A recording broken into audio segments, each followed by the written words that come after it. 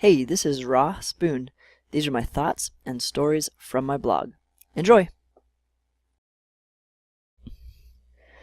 I know of a couple people who have asked me, why is it okay to bring Christian culture in the form of evangelism to already well-established tribes and cultures and countries that already have their culture and ways and religion set up? So I thought I'd ask those who live in those types of cultures. So a few years ago, I went on a trip to Ethiopia with my dad and a mission that he goes with every year, and I interviewed some people. And the first person I interviewed was the leader, the national leader of this missions organization, and I asked him some of these hard questions. Check it out. I have a friend who says, why does Christianity go into regions and push itself into those countries and those places who already have established religions with established routines that work fine, that they've survived on for thousands of years? Why bring a new religion into a place that potentially causes a lot of violence between each other and may take away the original culture? As a Christian, we believe the Bible, and the Bible tells us that the only religion that will save people is believing in Christ. And we have seen that believing in Christ is bringing new life, changing lives that were miserable, lives that's addicted to drugs, and the gospel is bringing peace and stability for community. And I can tell you, I mean, when you see the world, we have many crimes, war, and those religions who believe that they have this religion for millions of years are committing crimes. And there is so much trouble, so much terrorism. So we are taking the gospel to these villages, these countries that brings peace and stability. Any religion we have seen in the world didn't bring any peace. The gospel is bringing peace. We have seen actually in our region, in our country, when we take the gospel to people who were killing each other, they became peaceful. Wow. They became,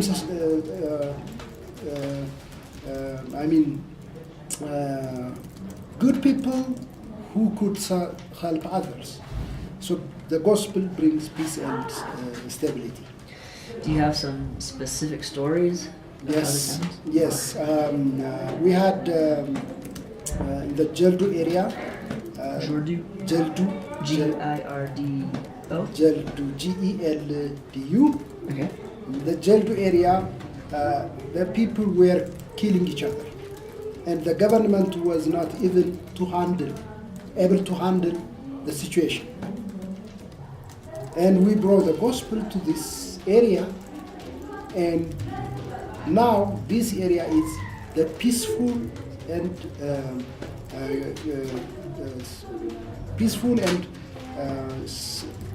stable people and community. We have established a peaceful and stable community in this area.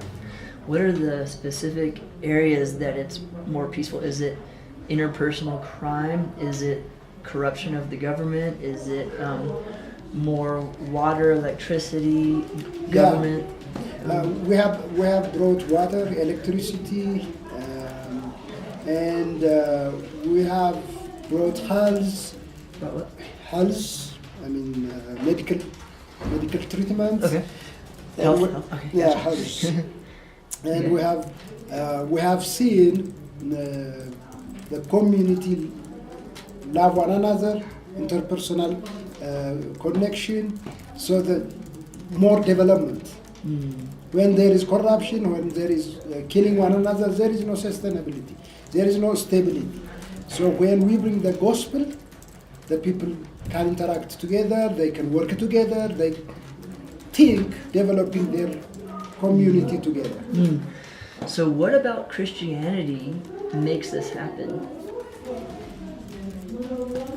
Christianity makes things happen because it is a life that thinks about people. It's not about thinking about self. It's not about self-centered.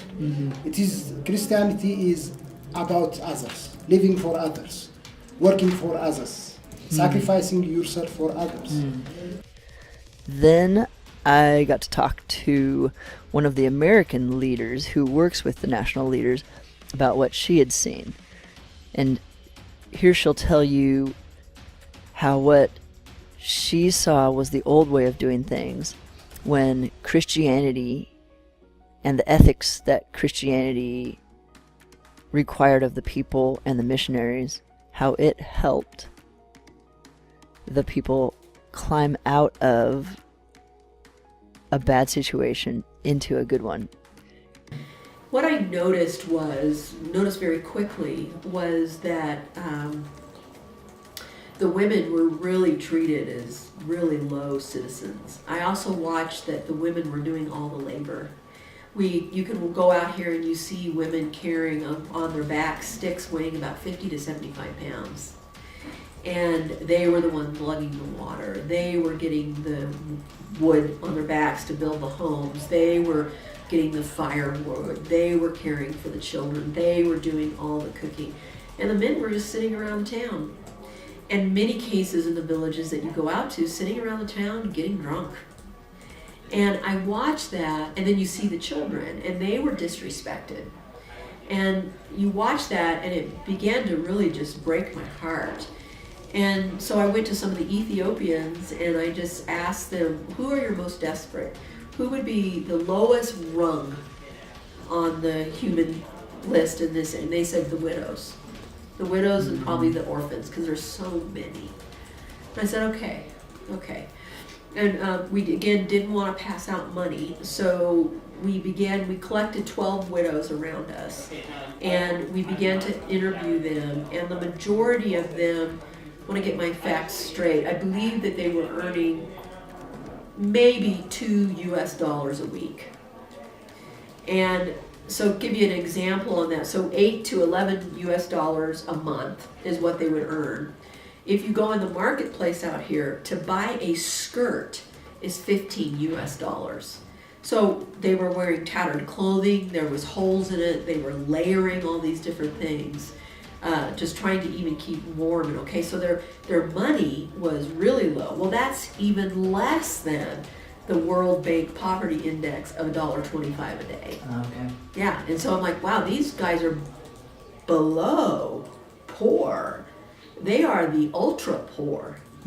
And so what can we do to begin to shift this and change things? So we began to bring, kind of just get to know them, interview them. We have really big data sheets. We find out, how do they cook in their homes? How many meals do they have a day? What are they eating every day?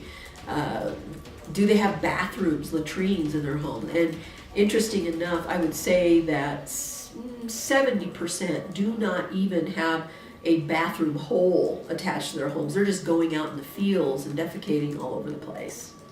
And in one of the homes we went to, as a side note, they were planting onions and they were going poop and pee in the same place they were planting their onions. Oh, wow. So you can imagine the sickness that is getting repeated through this society. So we selected 12 orphans, we interviewed them, we found out all about their lives. We went in and visited every single one of their homes, and to see if the Ethiopian said to me if they were poor enough. First trip out, went into one of the homes, and I was devastated. I mean, I was devastated. And we went into a widow's home, and we all came, 3 widows home that night, and we came back, and they said to me, Linda, this widow over here, we can't, Abaru was her name, because we can't sponsor her. And I go, well, why? And they said, because she's too rich. And I'm like, she's too rich? And, mud floors, mud walls. She might have had a few dishes in her house in little Chinese cups and some Tupperware things they were using as dinner plates. There was 5 people sleeping in a single bed. And I'm like, what are you talking about? Newspaper was on the wall to keep the wind from, rattling us to death.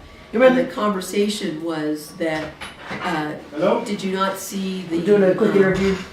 I'm sorry. I was told to come on here. Okay. This is widow orphan stuff. Yeah. A lot of prenatal things Ooh, beautiful. that we want to leave with you Yeah. versus Declan. Yeah, beautiful. And some BP things and candy. Anything you want to bring in. Okay. They said, did you not see that there was a bag of coal? The bag of coal was like this little bag of coal. And did you not see she had 2 chickens? She has a way to live. I began sobbing, and I couldn't even lift myself up off the floor. And I thought, you've got to be kidding me. So the next morning I had a team, and I go, I can't even visit these women. If I have to make decisions about their grants that we're going to give them, I can't see them because I'll just give it all away. So they had their sheets, they went and did the interviews. They showed back up in the building here. It was a man and a woman. And they walked in, and the man came in and says, Lynn, I have a beef with you. And I went, oh, great. What happened out there? And I'm like, and he just, like that, this man, sobbing. And then this woman came in, and she just looked at me, and she just fell in my arms, sobbing hysterically. Because they've been in these widows' homes. And they go, you can't. You've got to sponsor them. And just the devastation that they see.